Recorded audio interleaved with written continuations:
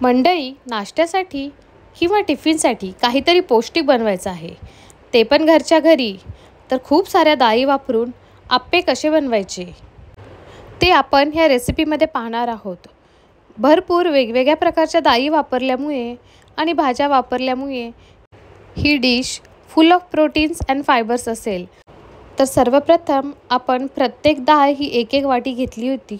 चना डाळ, मूग डाळ, मसूर डाळ, उडीद डाळ ह्या चारही डाळी मी फक्त एक एक वाटी घेतल्या. 2 वाटी तांदूळ आणि थोडेसे मेथी दाणाही ॲड केले.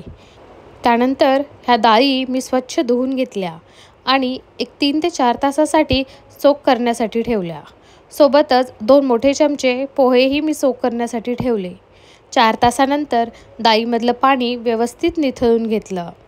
पाणी पूर्णपणे व्यवस्थित निथळून घ्यायचं, नाहीतर आपले आप्पेचं मिक्सचर खूप जास्त पातळ होऊ शकतं. त्यानंतर थोडं थोडं करून मिक्सर ग्राइंडमधून त्याची एक फाईन पेस्ट तयार करून घेतली.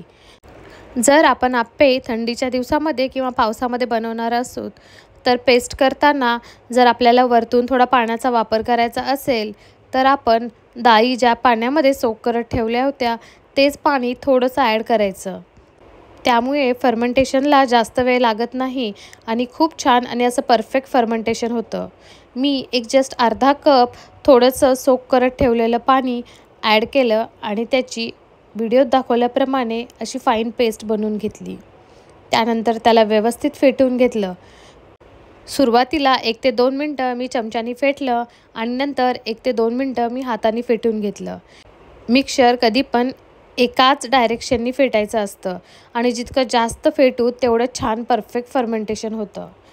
तुम्ही व्हिडिओमध्ये बघू शकता की बॅटर किती व्यवस्थित परफेक्टली फर्मेंट झालेलं आहे. मी ओव्हरनाईट फर्मेंटेशनसाठी हवाबंद जागेमध्ये ठेवलं होतं. मी किचनच्या ट्रॉलीमध्ये हे बॅटर ठेवलं होतं. परफेक्ट फर्मेंटेशन झाल्यानंतर त्याच्यामध्ये मी चवीनुसार मीठ, थोडीशी कोथिंबीर आणि बारीक चिरलेला कांदा ॲड केला. ह्या ठिकाणी आपण काही भाज्याही ॲड करू शकतो, जसं गाजर, बीट हे दोन्हीही आपण किसूनही ॲड करू शकतो. बॅटर व्यवस्थित मिक्स केल्यानंतर आप्पे पॉटला व्हिडिओत दाखवल्याप्रमाणे एकदा ग्रीस करून घ्यायचं. थोडंसं ऑइल लावून संपूर्ण साईडला त्याला स्प्रेड करून घ्यायचं. नंतर व्हिडिओत दाखवल्याप्रमाणे आपलं बॅटर आप्पे पॉटमध्ये पोअर करायचं आणि एक 5 ते 10 मिनटं त्याला व्यवस्थित वाफवून घ्यायचं.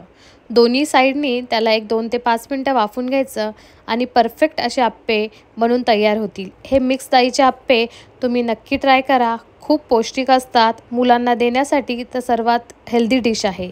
थँक्यू.